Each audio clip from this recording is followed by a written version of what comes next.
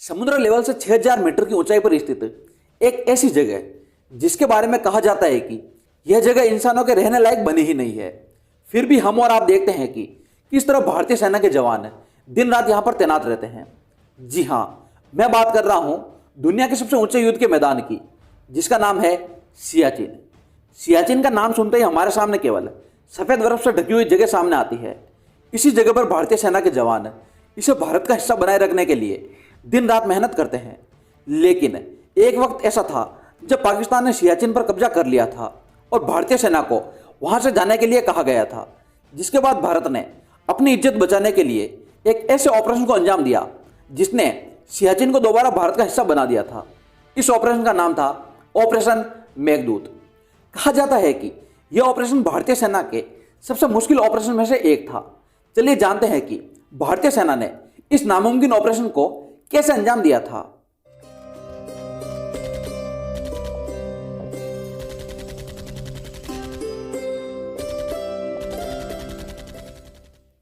आजादी के बाद से ही जम्मू कश्मीर को लेकर भारत और पाकिस्तान में जंग शुरू हो गई थी। 1949 को कराची एग्रीमेंट के तहत दोनों देशों के बीच बॉर्डर लाइन को लेकर सीज फायर हुआ था, जिसके तहत भारत पाकिस्तान के पूरी भाग में कोई बॉर्डर लाइन नहीं खींची गई थी और इस इलाके में NJ-9842 आखिरी पॉइंट था। यह जगह काफी ज्यादा बर्फीली थी, जिसके कारण यह बिल्कुल भी रहने लायक नहीं थी। इसी वजह से भारत ने सोचा कि इस पॉइंट के आगे कभी विवाद नहीं हो सकता। शिमला एग्रीमेंट में भी NJ-9842 पॉइंट से आगे के इलाके को नजरअंदाज कर दिया गया था।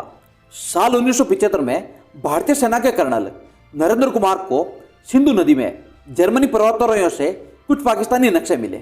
इन नक्शों को देखकर कर्नल नरेंद्र कुमार हैरान हो गए थे और तुरंत ही आर्मी की एक टुकड़ी को सियाचिन की ओर भेज दिया गया था।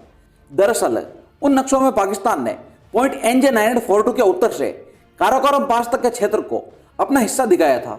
NJ-9842 पॉइंट से लेकर काराकोरम पास के बीच के इस क्षेत्र को ही सियाचिन कहा जाता है। कर्नल नरेंद्र कुमार द्वारा भेजी गई टुकड़ी ने वहां जाकर देखा कि पाकिस्तान इस इलाके पर अपनी पकड़ मजबूत कर रहा है। भले ही यह जगह रहने के लिहाज से उचित नहीं थी, लेकिन यदि पाकिस्तान इस जगह पर कब्जा करता तो वो चीन के काफी पास पहुंच जाता, जो भारत के लिए काफी खतरनाक साबित होता। अब भारतीय सेना ने पाकिस्तान को रोकने के लिए सियाचिन में अपनी एक पोस्ट बनाने का निर्णय लिया, लेकिन वहां के मौसम के कारण यह संभव नहीं था।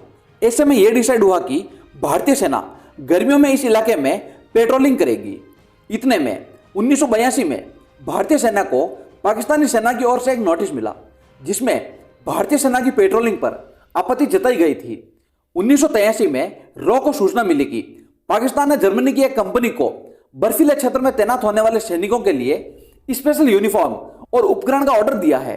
इससे अब रॉ को पूरा शक था कि पाकिस्तान सियाचिन पर कब्जा करने की तैयारी कर रहा है। पाकिस्तान सियाचिन पर कब्जा करने के लिए ऑपरेशन अबाबिल को अंजाम देने जा रहा था। इस ऑपरेशन के जरिए पाकिस्तान 17 अप्रैल को कब्जा करने वाला था। अब भारतीय सेना ने सियाचिन पर कब्जा करने के लिए एक ऑपरेशन को अंजाम देने की सोची। इस ऑपरेशन को नाम दिया गया था ऑपरेशन मेघदूत।